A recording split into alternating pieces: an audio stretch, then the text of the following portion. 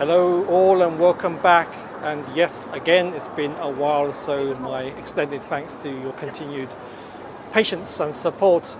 So cards on the table. So I did say a few weeks ago that, or a few months ago even, that I was going to visit the recently resurrected Simpsons in the Strand. Back in February I did get my booking through to take place a few weeks after the grand opening. Mainly because of out of consideration for the loyal diners who have long awaited to be able to eat there again. However, I found out a few food review channels have already jumped on the place, and the fresh coat of paint there is not even dried yet. So in terms of Simpsons content, you are pretty much covered, and I don't really have much else to add to it at this stage. Perhaps another 200 years or so. Sorry viewers. So I'm outside Rowley's on Jermyn Street in St James's, just about a stone's throw away from the legendary Wilton's restaurant, arguably the most oldest eating establishment in London. Rowley's not quite as old, with only just shy of 50 years of service. The restaurant is set up in the building where once the Walls Butcher's shop once stood. For those who don't know who Walls are, they are best known for their own brand of pork sausages and ice cream. Very British and old school as it comes. So there will be no sausages on the menu here. However, this restaurant promises some of the finest steak in London, or so I am told, and I will try to show you if there is any truth in that. So I shall see you all inside by the table. And welcome to Rowley's. Here is the rather simple menu, which I quite like. Focus on the quality and not the quantity.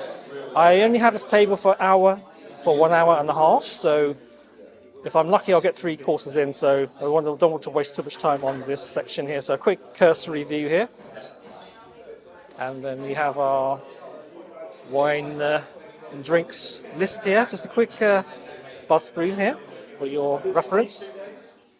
There you go. Okay, here goes. I got myself a new tripod. I'm on tripod number 5 now, I believe. This one's a little bit slimmer and discreet, more compact, to make my job a little bit easier.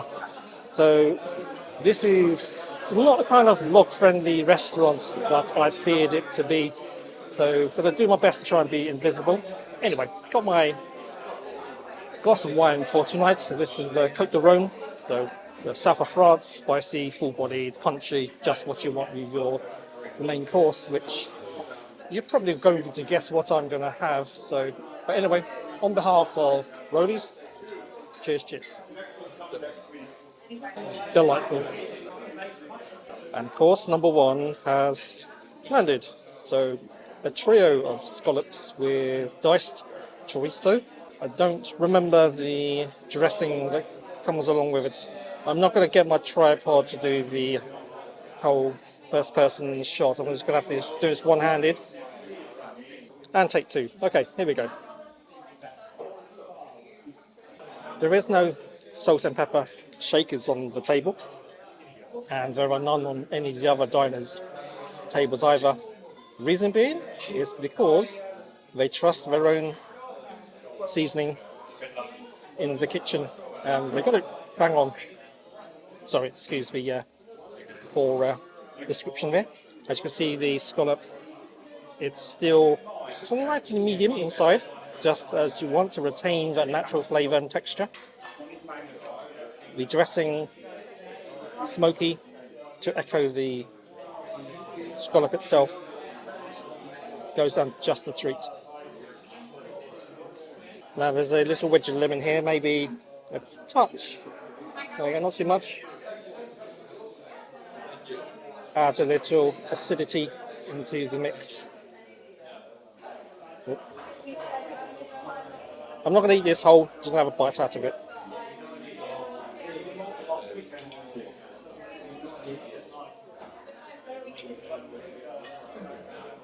Delightful. Right, so 1.5 scallops to talk through. I must say, the dressing, the sauce, the jus, whatever you want to call it, the chorizo, sorry, my pronunciation's a bit whack, adds that extra tense level of saltiness, a bit of spice, a bit of punchiness, but scallops are delicate, so don't want to overpower it, but the balance is just spot on. And good grief, I'd sound like a food review again, so let me just shut up and eat. Good timing, got the layer of caramelization out, exterior of the scallop, but yet still fresh and bouncy inside. It's all in the timing.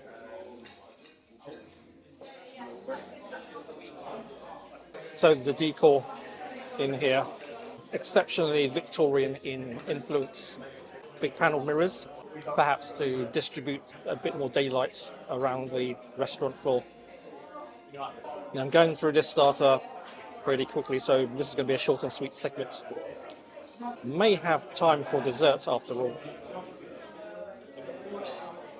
Originally I was going to order perhaps a white wine to accompany the scallops, but I just decided to just keep the menu a bit more simple and go just for red. But I was worried the Côte de Rhône might be a bit too powerful for the scallops, but with the chorizo in there, the spiciness of the wine and the accompanying ingredients marries well. So I think I kind of landed well on that one. Anyway, cheers.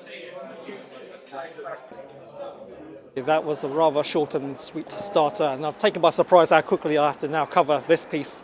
So all I know about Rowley's is, other than the fact that it's the building itself used to be where the Walls Butcher's shop used to stand. Rowley's has indeed been family run for nearly 50 years, although no names have been mentioned in the restaurant's marketing or in the mainstream newspaper articles. I sense this is deliberate, and I'm not going to name names purely out of respect. There is an element of unspokenness about Rowley's, and despite the Victorian boarding school demeanour and as well as the under-the-radar way of doing things, Rowley's has somehow got a sister spin-off restaurant that has been launched by the Candover Hospitality Group back in early 2025. Opened in the most doyen of culinary cities and the go-to bastion of British tradition, more famously known as Dubai.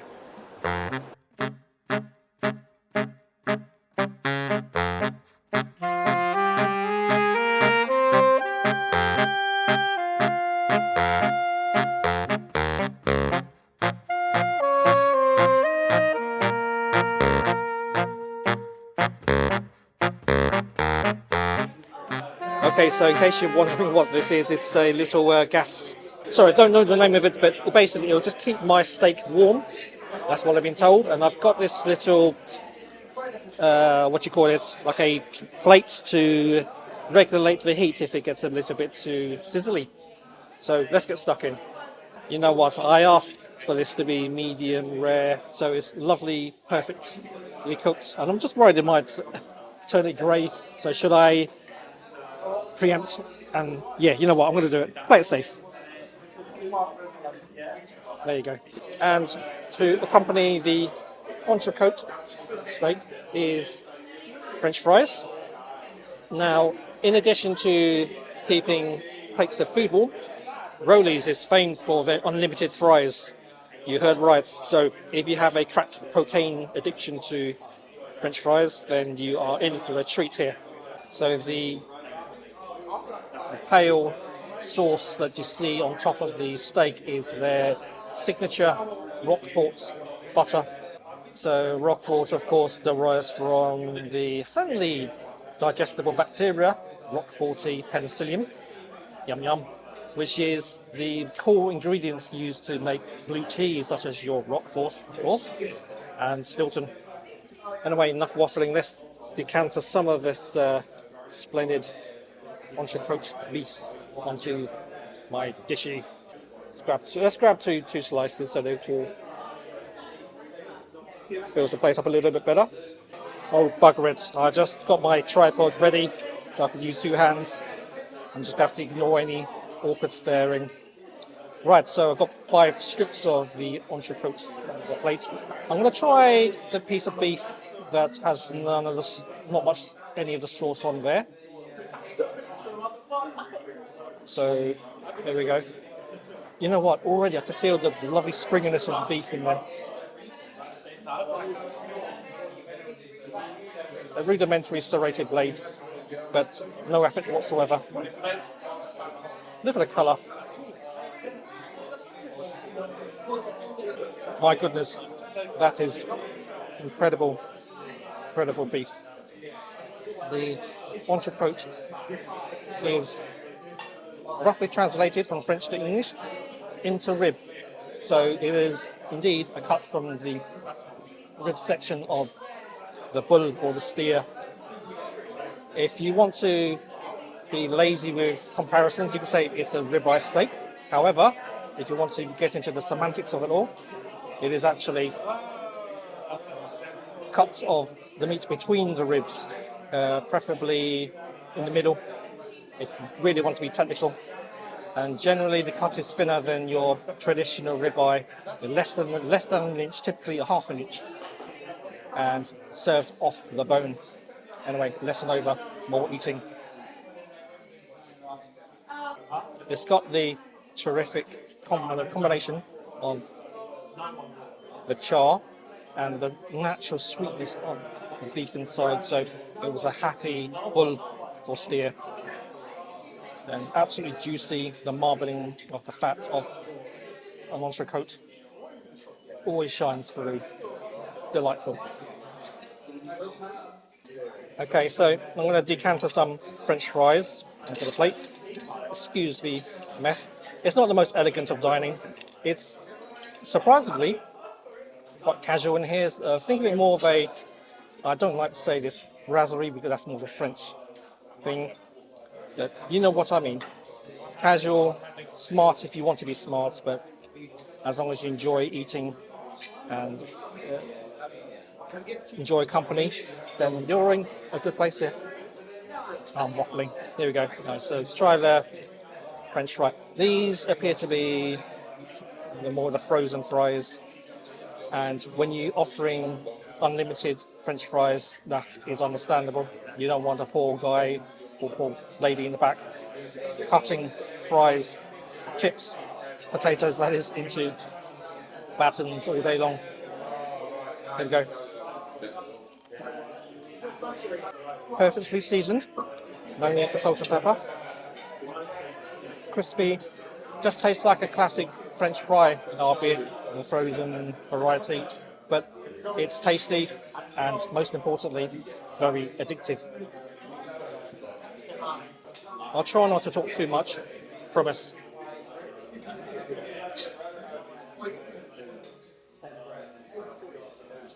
All pre-seasoned. Salt, cracked black pepper on there. It's probably shown on the camera that the Roquefort butter has melted, permeated into the beef. So let's give that a try. In fact, let me just get a fresh dollop of it. There you go. I still stand by good beef doesn't need much help. Let the natural ingredients speak for itself. But let's give the butter a try. Creamy, the blue cheese flavour in there. Not too overpowering, but there's a richness, velvety butter, all those cliches. Me personally, I would probably use it very sparingly. If you are squeamish about fat, then look away, but I do want to try the actual fat of the steak as well. Utterly melted in the mouth there. Excellent. That's where the flavour comes from, I'm afraid. The aromas around here, lots of grilled meat, just wafting around the restaurant floor. Absolutely fantastic. Don't come here just for drinks. Ill-advised. A little palate cleanser.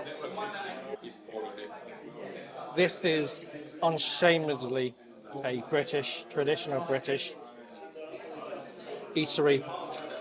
However, there's always going to be a little bit of continental influence. The French certainly always get a little bit of stage time. Entrecôte and cote de Rhone. Let's get a whole batch full of beef across. The way how they cut the steak into strips, you could probably just do this one-handed with just a fork. My previous video was also entrecôte at Bellamy's. That was impressive, but I'm sorry to say this, it turns it up a little notch, and this is without the blue cheese butter. So it's cracking. All I know about the beef is it's UK sourced and grass fed. No more details other than that.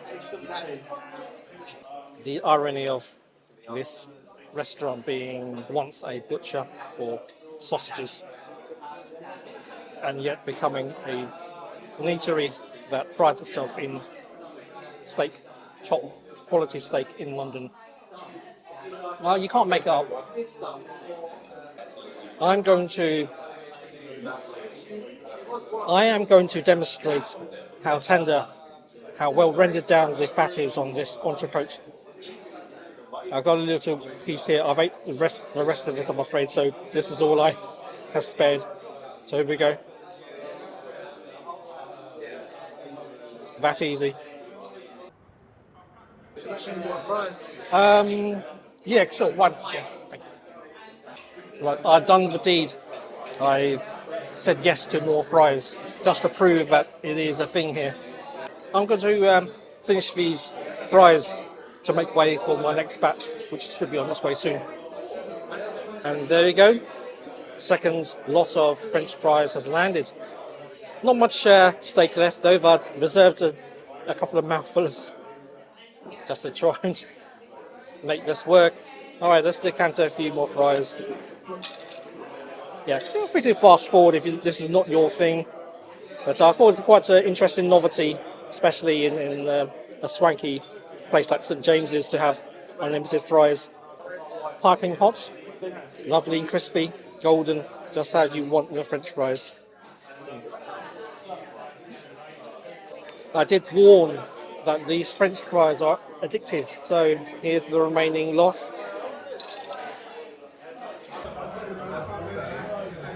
Okay, so I did my best to make a dent in the second wave of French fries, so I left a few behind, as is the polite thing to do since we're in swanky St James's after all. And just checking if I have enough time for a dessert course. So my table was 7 p.m. and it's been just over an hour. I have about 25 minutes, so I should be okay for a pudding. The rest of there are still empty tables in the restaurant, so maybe there is a chance I could stay here a little longer. So, being presented the dessert menu, a short and sweet selection there, more on quality than quantity. There is, if you can spot it, chocolate nemesis. Can you guess what that actually is and what it consists of? You'll be quite surprised if you don't know. And, you got digestives to accompany your pudding if you wish. Somewhere in my mind is nagging me maybe to try dessert wine with this, so I don't know. I'm resisting the urge. I caved in and gone for a dessert wine, which is a Bordeaux classic called Sauterne. Here we go. Little tipple to go along with the pudding, which will be along here shortly. So, cheers. Oh. Just like honey. And the third and final course has landed. So I've gone for, no surprises here, the chocolate nemesis. Believe it or not, this dessert was invented not too long ago, perhaps in the 90s, in London. The London River Cafe or thereabouts. Sorry, I should have brushed up my research on it, but believe it or not, it consists of just 4 ingredients: dark chocolate, butter, eggs, and what's the other one? Sugar, of course, and like creme fraiche to accompany the chocolate nemesis.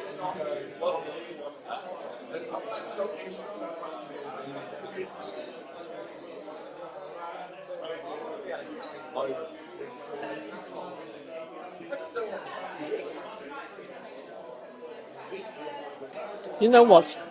If chocolate desserts can tranquilize you, this would be it. Absolutely mind-numbing. So rich, immense, intense amount of chocolate in there, and you got not too sweet, just the right amount of sugar. And the butter adds that decadence in there. Let's talk about chocolate fondant.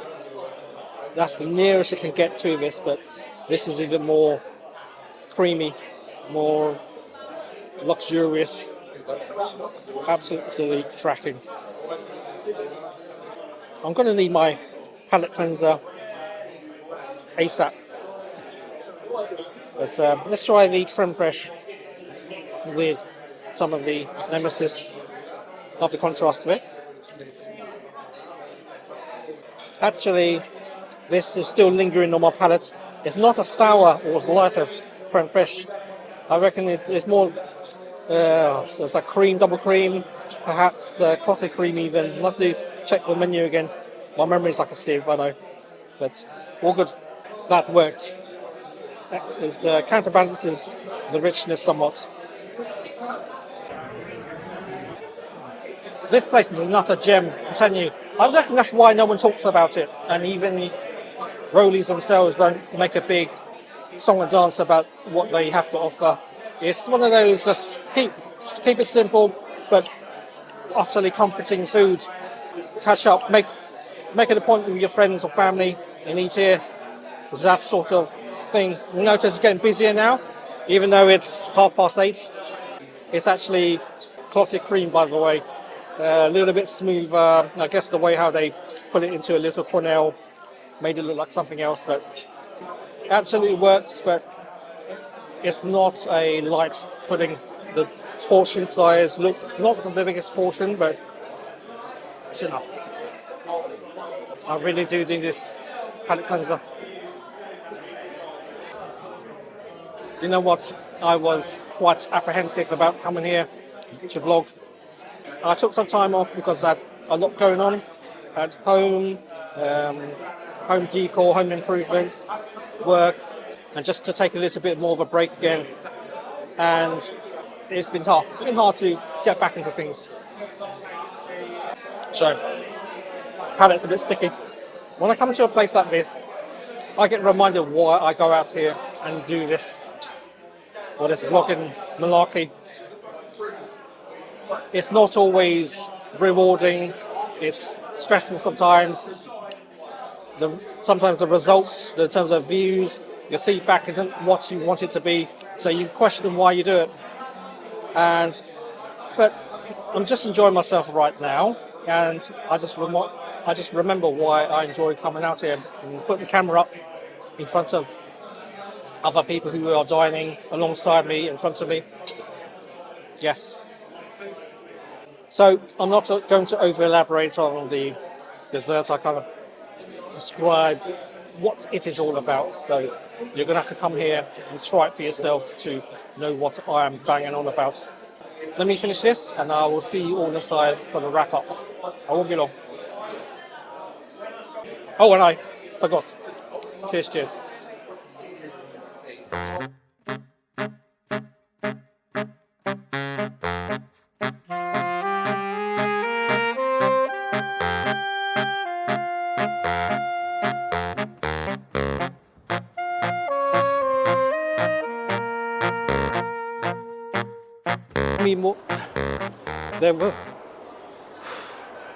There will be more videos to come, I promise. And this restaurant, just coming here to visit and making the video, has given me the kick up the backside I needed to keep the wheels turning. So that was Rowley's, and I hope this video has did it justice. Under the radar, perhaps deliberately it wants to be somewhere, doesn't want to be in the limelight. If you are into food, you're into conviviality, then just check this place out. That's all I'm going to say, and I hope the video does the rest of the talking for me.